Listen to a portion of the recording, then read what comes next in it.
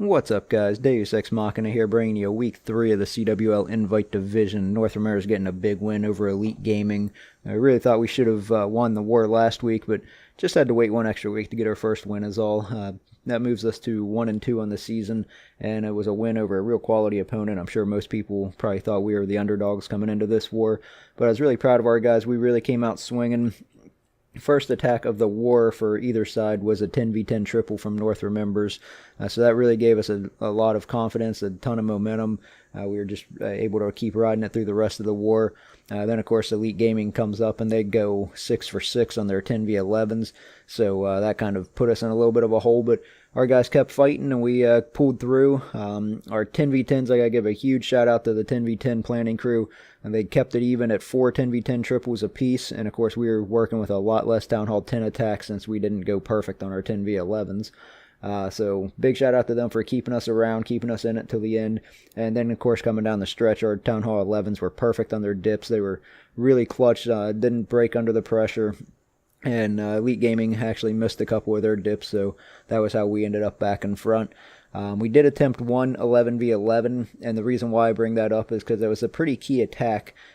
Even though we didn't get the 3-star, it was still a very high percentage 2-star, so if it would have come down to a tiebreaker scenario, we think that we would have had the percentage on our side, so I'm not sure how that affected their thinking, if it did at all. Maybe they might have had to go for different bases than they were expecting because they knew they had to beat us on stars, so I'm not sure if that affected anything or not, but anyway, I'm going to go ahead and get into some attacks. I'm probably only going to show 3 of our Town Hall 10 triples just because 2 of them were both mass minors, so I'm going to show the one that was a little bit more technical. It was a really nice attack. It was that first attack of the war I was talking about, so let's go ahead and get into a few of these attacks here.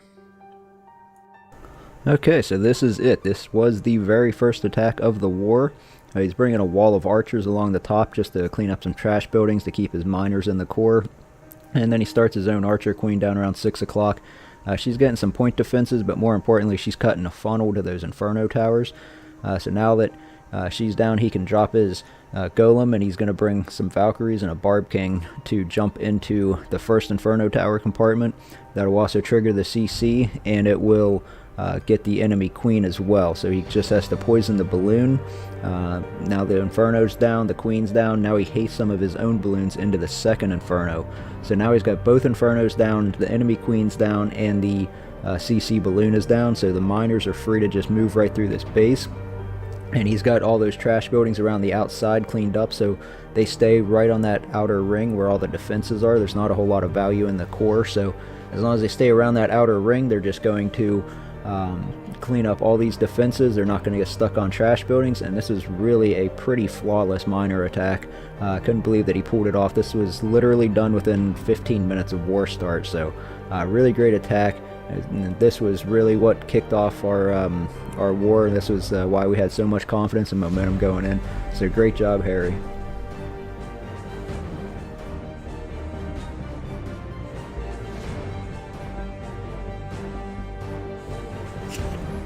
Alright, so this next attack comes from Rishi Kesh. He's one of our newest members. We got a lot of new members in the clan, a lot of new faces, so if I'm butchering any of your guys' names, too bad, you have to let me know. But he's going to bring Suicide Heroes into a Mass Hog Rider attack, and you'll notice this doesn't really go quite according to plan, but he still gets the 3-star with plenty of Hog Riders up at the end, so that's all that really matters, right, is to get the 3-star. But yeah, you'll see what happens here. When his queen engages the enemy queen, which is perfect, that was exactly where he wanted her to go, but he has to use her ability, which then triggers the enemy CC, so out comes the golem and the balloon, but because the golem is a ground troop instead of like a hound, the Barb King gets locked onto it and walks down there, so the top inferno tower ends up staying up. If it was a hound, his Barb King wouldn't have even tried to go to it and would have just walked right into the inferno tower, so a little bit of bad luck there, but still good job for him to just stay focused and trust in the plan. The attack looked ripped at first, but he just powers right through it, gets right into that back inferno tower with plenty of Hog Riders still up, keeps them healed up, gets some really good value out of that poison to get those skeletons off the Hog Riders, as well as to slow down the Barb King. And then he brought a Witch. I think the Witch's purpose was to help with the CC, but she ends up cleaning up like half the trash building single-handedly by herself. So really great value out of her anyway. So great attack to Richie, and let's get on to the next one. Alright, so next up we have one from General Dome, who's also a new member, so welcome all you new members to the clan. He's going to bring a Suicide Laloon on this one. They're going to get up and get one air defense, and most importantly, they're cutting a direct path to the Inferno Tower. So he's going to start the attack by just hasting some balloons into the Inferno Tower. So that's a big help to get that down right away and not have to deal with that later. But otherwise, this attack pretty much just goes according to plan. Bring some skeleton spells for the Archer Queen. At the end, the only odd thing is at the end, his last hound, when it pops, I think there was some splash damage coming in from the Wizard Tower, and you'll notice that only 4 of the pups survived the pop. The rest of them died like instantly. So, but still had plenty of other pups from the rest of the hounds, and plenty of minions of his own to get the cleanup. So really great attack, and once again, welcome all you new members to the clan. Thank you for helping us coming up big for this win, and let's go ahead and get on to some Town Hall 9s.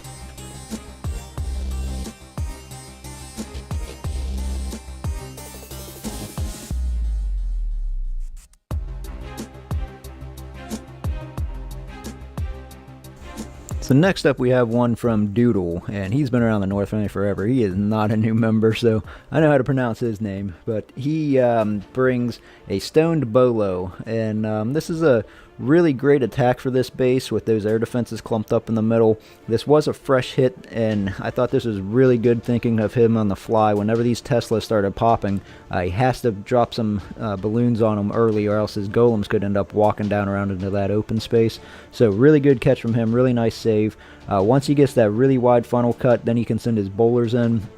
Once the bowlers get inside to that core, then all those air defenses just drop one right after another, and then that leaves the outer ring of defenses exposed for the balloons to come in.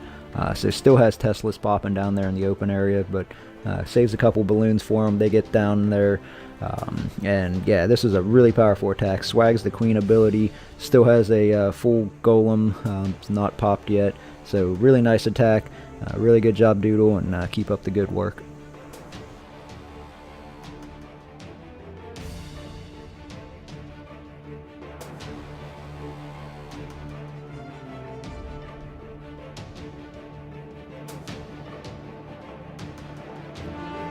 Alright, so the last attack we have for you this recap is from Ray. He's also been around the North family for quite some time.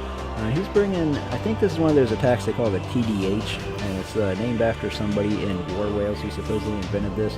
I know that some of our Town Hall 9s have been FCing with it a lot this week, and if it's done properly, it is a very powerful attack. So he's going to start with a Queen Walk or Queen Charge. She's going to get the enemy Queen and a couple air defenses and the CC troops, and then he starts the balloon section up on the top side.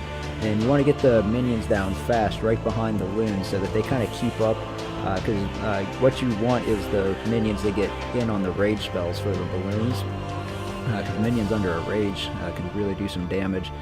And minions can actually just straight up overpower an air defense if you have enough of them, which you'll see coming down the stretch here. He loses both balloons, or both hounds I mean, and his loons are elsewhere targeting other defenses, and his minions are actually what get the last air defense down. He'll even swag a rage spell at the end, so really powerful attack. Great job to Ray bringing something a little bit different. And that pretty much wraps up what I got for you this week. So great job North members bringing home the win. Great job the entire North family. We pretty much got the clean sweep this week. North members, North faction, and North Awakens all won their CWL matchups. So we're looking forward to the next week. We have Mariana Trench. And I hope you guys enjoyed what I had this week. Thanks for watching, and as always, rate, subscribe, and comment.